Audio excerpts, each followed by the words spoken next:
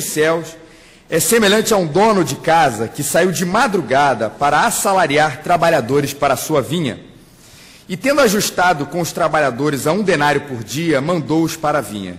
E saindo pela 3ª hora, viu na praça outros que estavam desocupados, e disse-lhes: ide vós também para a vinha, e vos darei o que for justo. E eles foram. E tendo saído outra vez, perto da hora 6ª e da 9ª, procedeu da mesma forma. E saindo por volta da hora 10ª, encontrou outros que estavam desocupados, e perguntou-lhes: por que estivestes aqui desocupados o dia todo?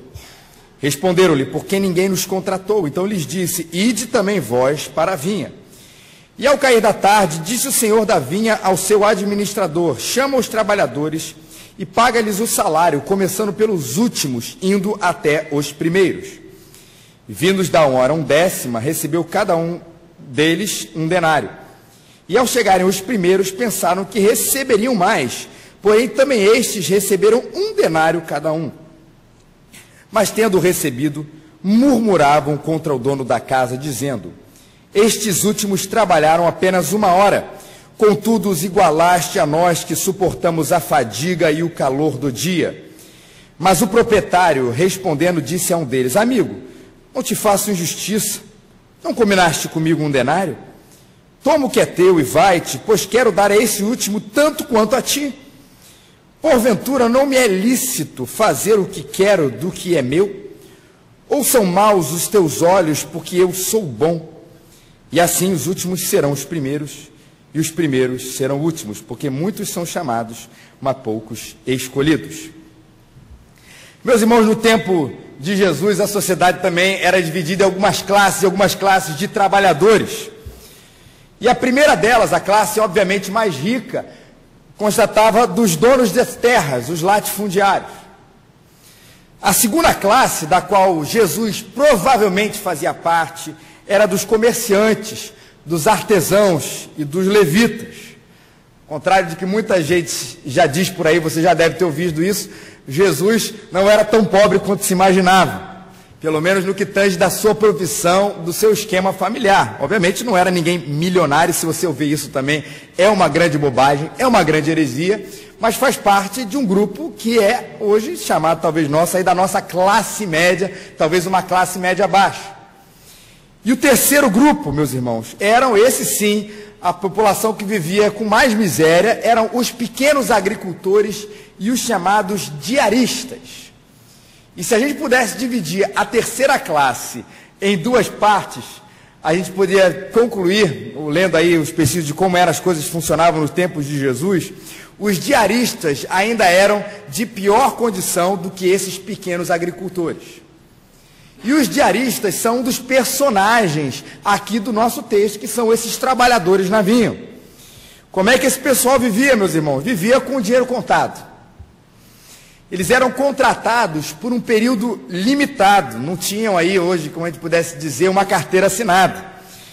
Podia viver com um dia, e no dia seguinte ter, e no outro dia ter, e poderia passar dias, semanas, quem sabe meses, sem poder ter um outro trabalho, porque o contrato deles era, provavelmente, ou era comumente, diariamente, era assim que se regia o contrato com essas pessoas. E o que acontecia com eles? Ficavam desempregados, um dia como outro qualquer, onde tinha acabado o seu trabalho, tinha acabado o seu contrato, eles iam para a praça, porque ali é como se fosse um grande banco de empregos, naquele tempo de Jesus.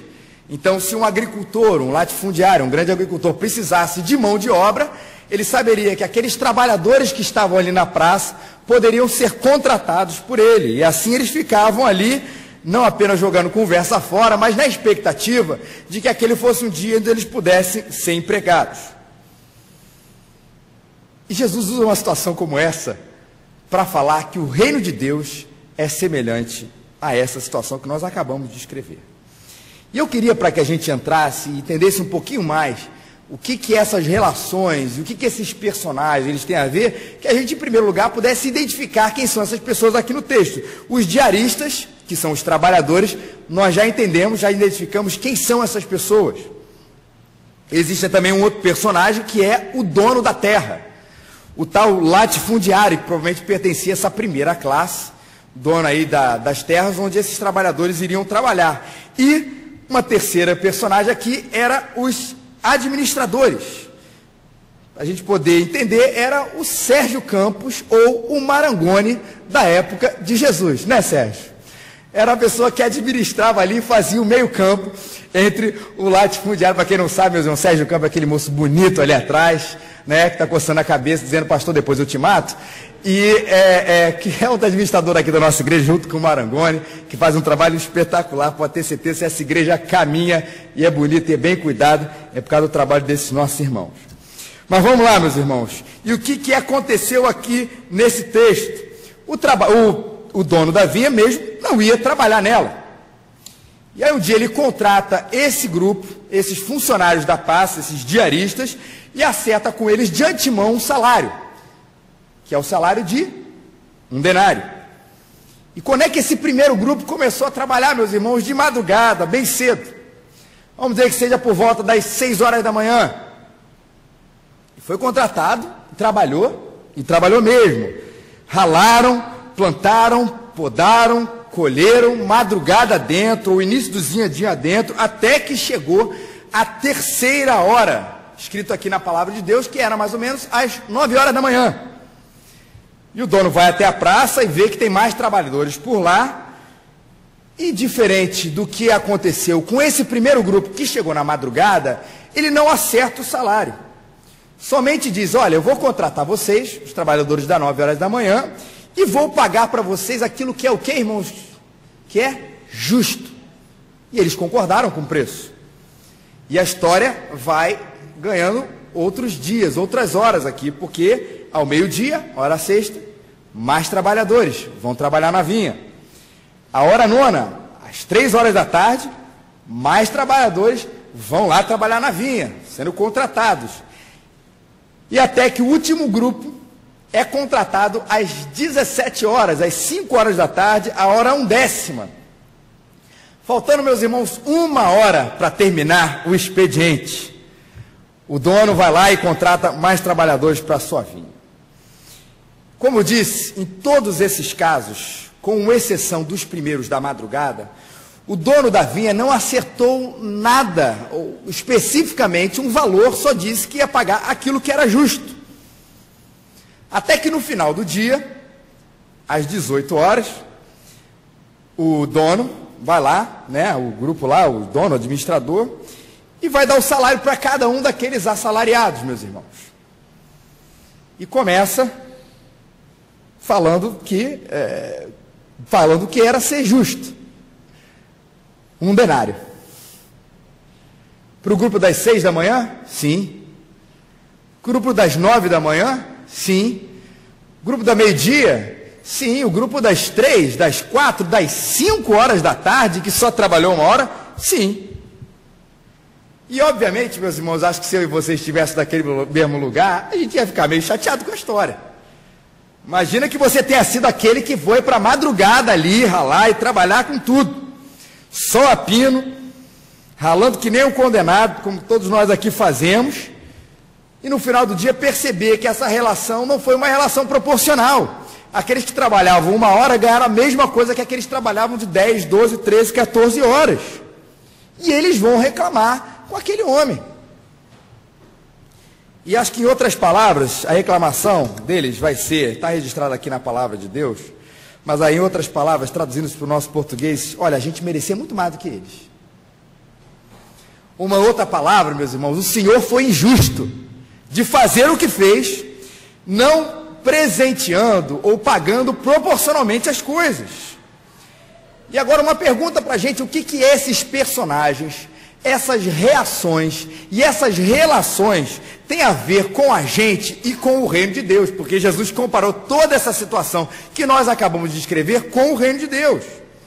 Vamos colocar aí a nossa cabecinha para funcionar. Como já falamos, se nós fôssemos daqueles que chegaram de madrugadas, ficaremos muito chateados com aqueles que ganharam a mesma coisa trabalhando muito menos do que nós. E vamos rever 2 coisas importantes, porque talvez a gente entenda, revendo isso e revendo essa história, que não é, na verdade, um motivo de tanta insatisfação dos trabalhadores. E o primeiro delas, meus queridos, que eu quero, que é o próprio argumento que é usado para eles, o proprietário: amigo, não te faça injustiça, não combinaste comigo um denário? Porventura não me é lícito fazer o que eu quero do que é meu? Não era uma cooperativa de trabalhadores, era o dono da terra que havia contratado aqueles homens. E eu acho que eles perderam essa perspectiva da soberania do dono daquelas terras. William Hendricks, quando ele comenta esse texto, ele diz que o erro deles foi em reconhecer o direito de propriedade do dono. E é lógico que aplicando aqui, e não para essa relação de trabalho, porque Jesus vai falar que essas coisas são semelhantes ao reino de Deus. O dono de todas as coisas, meus irmãos, nós sabemos quem é, e esse é Deus. E é hora, muitas vezes, de nós lembrarmos quem é que manda nessa propriedade. E de vez em quando nós esquecemos quem é que manda na propriedade, quem é de fato o dono de todas as coisas, quem é o rei soberano, Deus às vezes nos chama para conversar e fala o que, por exemplo, ele falou para Jó, que talvez seja a frase mais famosa, quando começa a estabelecer essa relação de que afinal eu merecia mais, e a gente esquece quem é o dono de todas as coisas. Jó 38: cinge, pois, os lombos como homem, pois eu te perguntarei, e tu me farás saber, onde estavas tu quando eu lançava os fundamentos da terra? Dize-mo se tens entendimento. Quem lhe pôs as medidas, se é o que sabes? Ou quem estendeu sobre ela o cordel? Se de fato você é um trabalhador desse, um diarista, e achou que as coisas pareceram tanto quanto injustas, talvez você tenha perdido a perspectiva de que, de fato, todas essas coisas possuem um dono que contrata quem ele quer e paga o quanto aquilo que ele quer. E perceba, meus irmãos, toda vez que eu vejo esse texto de Jó 38 sendo pregado ou anunciado, parece que isso tudo é um grande esculacho de Deus, né? Deus colocou Jó no grande pó e deu ele uma bronca inimaginável. Eu acho que as coisas não são bem assim. Não foi, na verdade, uma bronca. Foi a hora de assim, vamos colocar cada um no seu lugar? Tem uma frase que eu sei que não quer dizer isso, mas eu acho que ela pode ser aplicada. O pessoal assim, diz assim, a gente está com um problema, fala assim, olha, deixa Deus ser Deus. Você já deve ter ouvido isso também. Eu tento que muitas vezes se aplicar de maneira esquisita, como se Deus tivesse que pedir permissão a você para ele ser Deus. Você, olha, eu posso ser Deus na sua vida? Né? Posso ser o rei soberano, dono de todas as coisas? Deus não precisa pedir permissão para a gente. Obviamente que não. Mas Deus quer que a gente estabeleça com ele, eu acho que é aí que essa frase está correta, nesse sentido, estabeleça com ele uma relação certa. Que o homem seja homem e que Deus seja Deus. E não fazer o que muitas vezes nós fazemos, quando a gente inverte essa situação e a gente diviniza o homem e a gente humaniza a Deus. Volta e meia, eu e você fazemos isso como diaristas que somos, trabalhadores na vinha do Senhor. Eu sou o centro do universo e Deus, ele tem que agir conforme a minha lógica e a minha maneira de pensar. E o problema, muitas vezes, do nosso relacionamento com o Pai, ele fica por aí. Nós enxergamos a Deus como esse grande amigo que quer a nossa felicidade como nós a compreendemos. Muita gente estabelece a relação com Deus dessa maneira, por isso que acaba se humanizando a Deus, né, e divinizando a mim. Deus existe para servir a minha justiça, Deus existe para servir os meus desejos, Deus existe para servir os meus caprichos, ou mesmo que você não seja tão mimado assim, mas Deus existe para servir conforme a minha lógica, e Ele tem que se submeter à maneira como eu penso. Imagina só, você um dia, você chefe, chega um dia e abre a porta do seu escritório e está lá os funcionários todos fazendo uma grande festa, sentado na sua cadeira, pé na sua mesa, e fala assim, fala aí, chefe. Você sendo chefe ou patrão, sabe que é a sua situação, meus irmãos? Absolutamente impossível de acontecer, ou se possível de acontecer, nós sabemos o que é previsível de acontecer depois de uma situação como essa ser deflagrada. E nesse caso aqui, não é estabelecer essa coisa de chefe e patrão, sempre vou falar isso, de quem é melhor do que quem, não é isso, mas de identidade e de função. E no caso de Deus tem a ver com a sua distância, sim. Não a sua distância no relacionamento com Ele, mas a distância de que Ele de fato é um Deus soberano, poderoso, santo, cheio de graça e de misericórdia.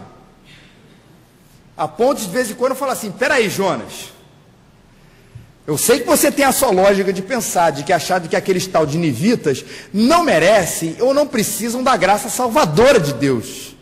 O que eles merecem mesmo é o castigo, e talvez a sua lógica seja compreendida por todo mundo. Todo o povo de Israel, mas não é assim que eu quero, Jonas. Vai lá e prega para eles. Peraí, Jonas. Peraí, Paulo. Peraí, Jó. Peraí, você. Porque quem é Deus nessa história, quem sabe e resolve todas as coisas, sou eu. Eu sei que planos eu tenho a vosso respeito. Não são planos de mal, mas sou eu quem sei.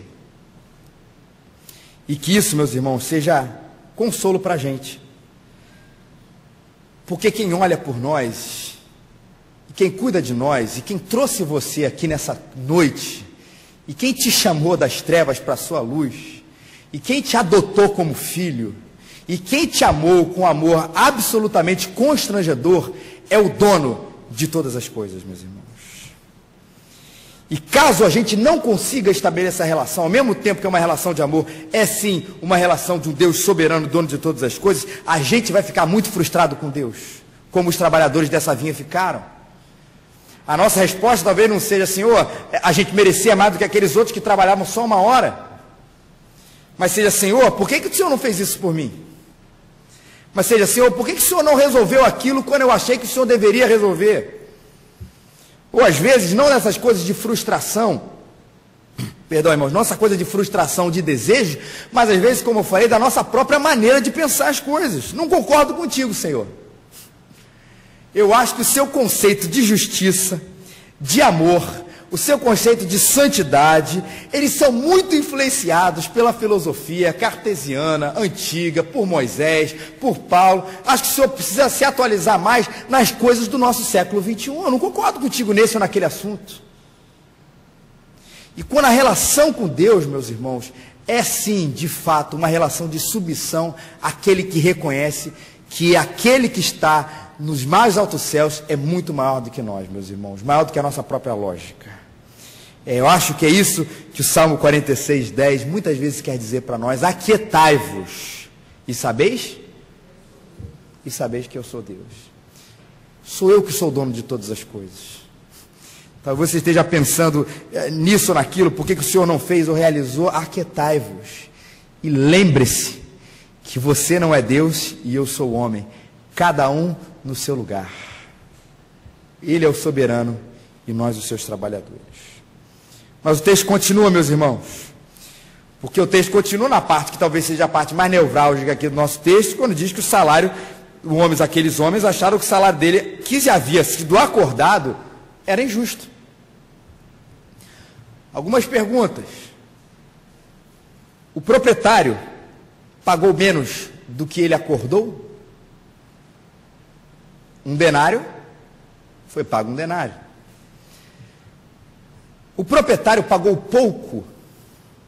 Você reparou aí nesse texto, ele foi ajustado, versículo 2, e tendo ajustado com trabalhadores a um denário para a vinha, mandou-os para a vinha. Se isso foi ajustado, foi conversado, e provavelmente, aí também diz os escritos que falam a respeito do tempo de Jesus, era de fato um salário razoável, justo, para um trabalhador que fazia o que eles faziam. Ele não pagou pouco. John MacArthur, analisando esse texto, ele diz que a cobrança de injustiça não era fundada em amor pela justiça, mas no pressuposto egoísta, que o pagamento extra que eles queriam era o pagamento que eles mereciam. Em outras palavras, os trabalhadores da madrugada mereciam mais. Ou que os outros, talvez, não merecessem tanto.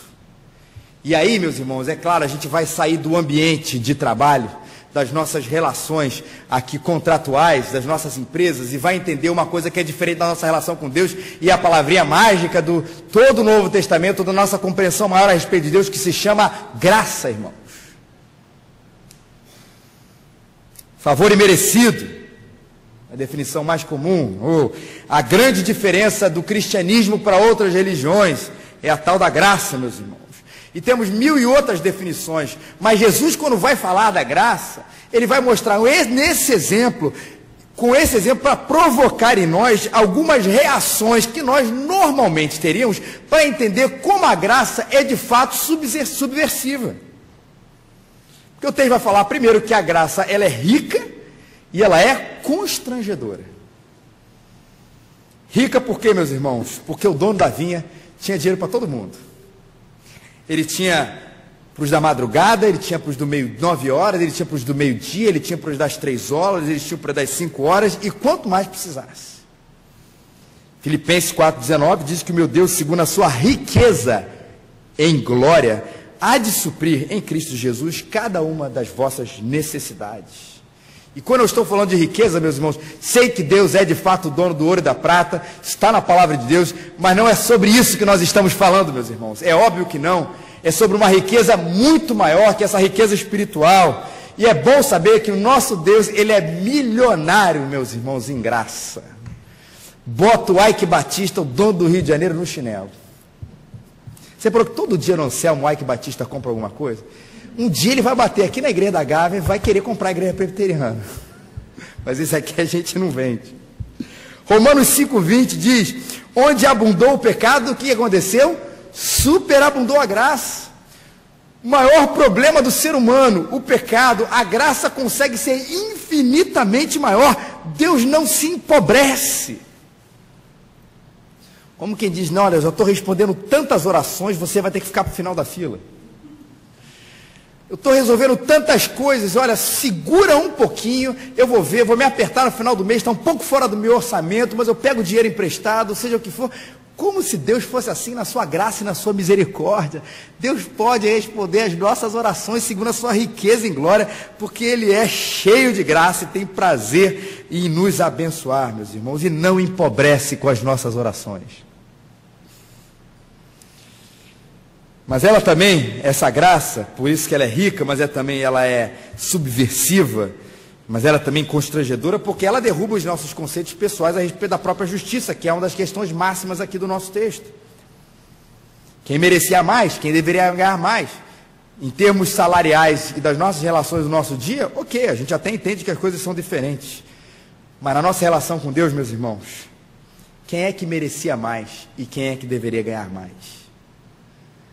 Se a gente chegar diante de Deus e bater na porta dele e falar, Senhor, eu quero uma audiência contigo porque eu quero aquilo que eu mereço. Eu trabalho para o Senhor. Ainda mais eu, meus irmãos, sou pastor. Trabalho muito para Deus. Você quer o que você merece, Felipe? Quero. Por favor, Senhor, me livra daquilo que eu mereço. Me livra daquilo que eu mereço. Porque nós sabemos o que nós merecemos, irmãos, com toda a dureza dessa palavra, mas isso é a palavra de Deus, nós merecemos é o inferno. Mas o que nós merecemos, meus irmãos, é a condenação, é a distância eterna de Deus. Mas Deus é tão cheio de graça, tão cheio de amor, que Ele presenteia os seus filhos abundantemente, ricamente, e de maneira que a gente fica constrangido. Porque a gente está pensando com a cabeça dos que trabalharam da madrugada, mas pensa na cabeça dos que trabalharam às 5 horas da tarde, que deveria ser mais ou menos a nossa cabeça. Se ele era uma pessoa consciente, não era o antigo funcionário público, meus irmãos, para não ofender ninguém, o antigo, aquele que botava ali o palitozinho, não os irmãos que trabalham no funcionalismo público e, de fato, ralam de verdade. Se não fosse esse tipo, ele ia ficar constrangido. Poxa, Senhor, não é que o Senhor foi injusto de me dar um denário por 1 hora de trabalho. Não é isso. Mas o Senhor foi desproporcional. E isso me constrange. E eu acho que todo dia a gente tem que orar assim. Senhor, Muito obrigado, porque o Senhor é desproporcional. Muito obrigado por isso. Porque se fosse pela medida do meu amor por ti, se fosse pela medida do meu trabalho, ou se fosse pela medida do meu pecado, meus irmãos, ou qualquer outra medida que não fosse a própria disposição de Deus em nos perdoar, em nos presentear, meus irmãos, nós não ganharemos absolutamente nada. Absolutamente nada. Mas eu acho também que quando a gente encontra em nós essa sensação de injustiça, existe alguma coisa errada com o nosso conceito de graça e com o nosso relacionamento com Deus.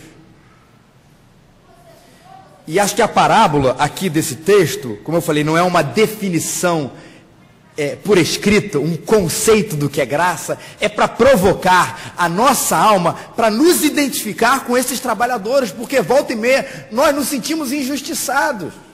Falei, brinquei aqui a questão de ser pastor, de trabalhar na igreja, mas volta e meia você sabe que a gente se sente um pouco mais assim. Talvez a gente tenha dado um pouco mais, não só de oferta, mas do nosso tempo, do nosso esforço. E quando a gente olha para o nosso lado, e olha, meus irmãos, eu não estou falando da questão porque os ímpios prosperam lá do Salmo 37.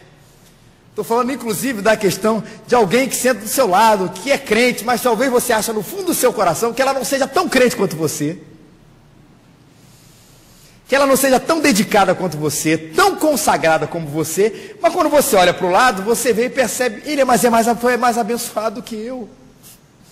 Nesse ou naquele motivo, lembre-se, irmãos, por favor, tire da sua cabeça qualquer coisa que seja a respeito de financeiramente, estou falando das áreas as mais diversas. E uma outra coisa para a gente ver a nossa própria motivação, se Deus falasse que Ele iria te dar mais, você trabalharia mais por Ele?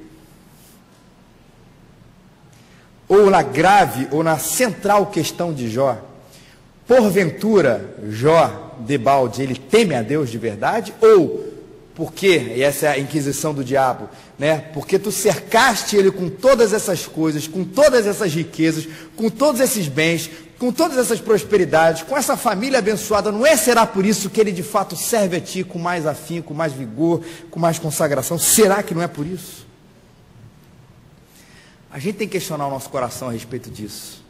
Porque o único motivo real, olha a verdade, a única motivação real pela qual eu e você devemos nos colocar diante de Deus, em serviço, em amor, em consagração, onde Deus te colocar, é porque um dia nós fomos inundados pela graça de Deus.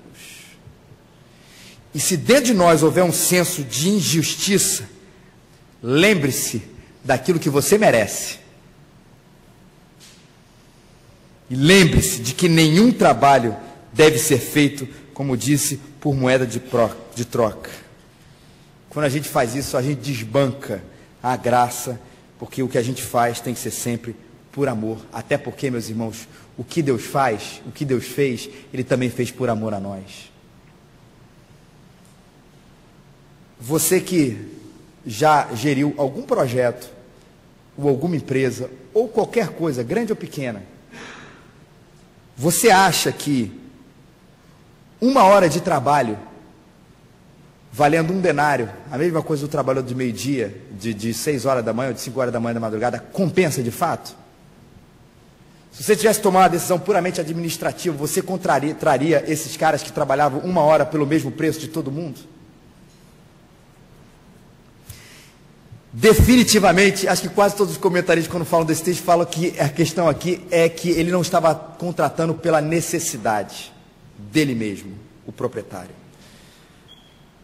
mas por amor àqueles homens que estavam ali na praça. Não porque era um bom negócio para o proprietário, mas porque era um excelente negócio para aqueles que estavam ali na praça esperando pelo pão de cada dia. Em outras palavras, pode acreditar, Deus está mais interessado nos seus trabalhadores do que na sua própria vinha. Até porque, meus irmãos, na compreensão, a sua vinha somos nós. O projeto de Deus, ele tem nome e sobrenome. São as pessoas a quem Deus quer alcançar e as pessoas a quem Deus quer abençoar. E quando a gente entende isso, meus irmãos, a graça de Deus deve provocar em nós um profundo sentimento de aceitação, de paz e de transformação. Eu acho que essa é a consequência direta de quando a graça nos atinge dessa maneira tão especial. Romanos 5:1, justificados, pois, mediante a fé, qual é a consequência disso? Nós temos paz com Deus por meio de nosso Senhor Jesus Cristo. Porque se nós, quando inimigos, fomos reconciliados com Deus mediante a morte de seu Filho, muito mais, estando já reconciliados, seremos salvos pela sua própria vida. A sensação de perceber que, na verdade, Deus não precisou, Ele quis abençoar os trabalhadores ali, o proprietário que é Deus, quis abençoar os seus filhos. Isso deve trazer paz, aceitação e amor dentro do coração da gente.